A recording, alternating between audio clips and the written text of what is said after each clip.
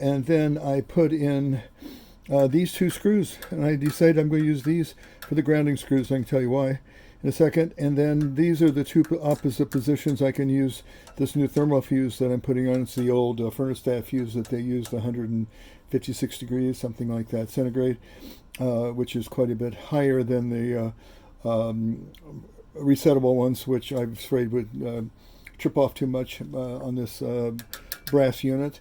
And so I have it on both sides, a screw on both sides here, and I'm going to actually grind out with my Dremel just this little part here so that this sits all the way down. Right now, I don't know if you probably can't see it from that. See if I can turn this around.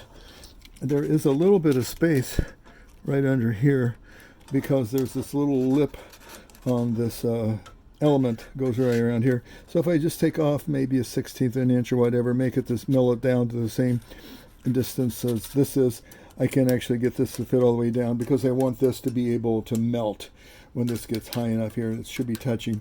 I may even use some paste on here, some heat transfer paste.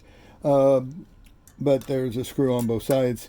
And then these screws, it's interesting, since I'll bring the power into here, I think, at least the ground into here, and then I'll take it off of here to go to the base, so that the base and the boiler are both grounded. Because if it comes into here, obviously this element's going to have a gasket around it, so it's going to be isolated from the boiler at that point. But it has these 3 screws that go into the flange, and then also which screw up tight against the boiler, even though there is a gasket that goes in here, gasket on both sides. So this will be, the ground path will be from here into these 3 screws, and from the boiler flange into the boiler itself, so the boiler will be grounded as well as the base. So that's my big task next ahead.